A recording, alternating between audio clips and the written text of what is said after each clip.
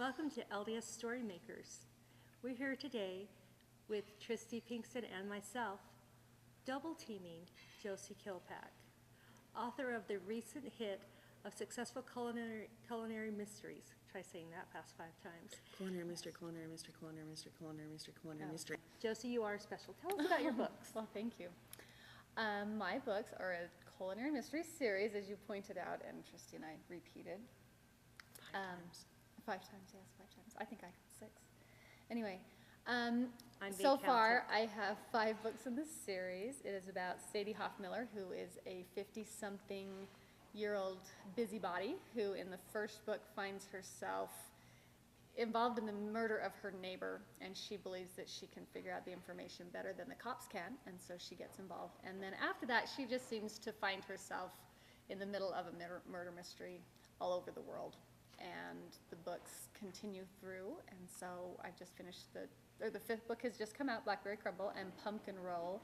Book 6 in the series will be out in probably September of 2011. So is that the last book, or will they be more after? No, we're thinking it'll be 10-ish. Awesome. Josi, I heard a story that I thought was kind of interesting about how you got started writing the series.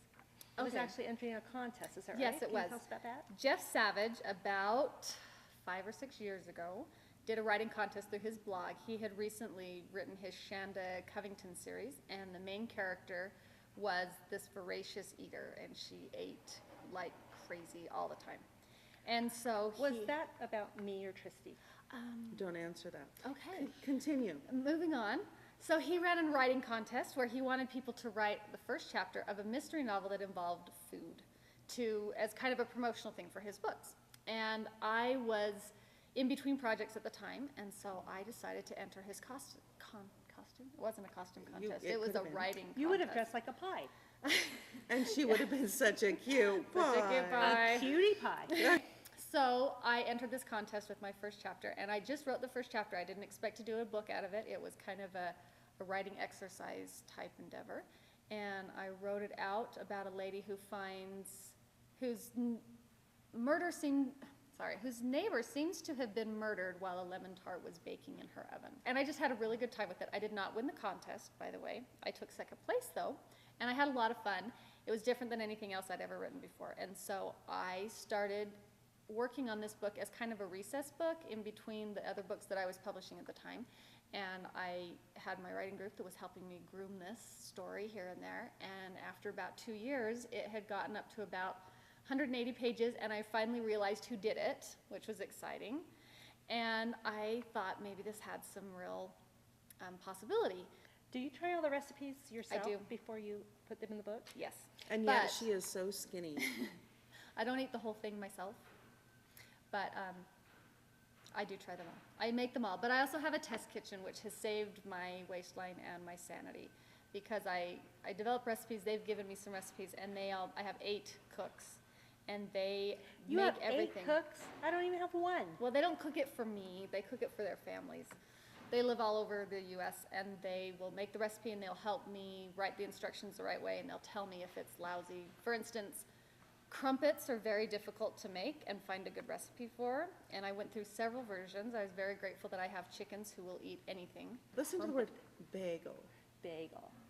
It makes you, Bagel. and it's a circle, like a wedding band, a circle of love. Again, Maybe you could write a with- book on bagels. Well, they Yes. only want desserts because they want desserts that look pretty on a cover. I think Because a I wanted to bagel do on a funeral cover. potatoes, and I thought that would be a great book. Yes, it But would. they thought that funeral potatoes wouldn't look very attractive. If you put funeral potatoes on a book, I would eat that book. I would too, but apparently they wanted to go with desserts. They felt that chocolate cake was more appealing than I never funeral trust potatoes. funeral potatoes. You don't know what's in them. But before you got into the culinary mystery, Mhm. did you write a book called Unsung Lullaby? Mhm. And what was that book about? That book is about a couple who is dealing with infertility amid a illegitimate child that shows up from the past.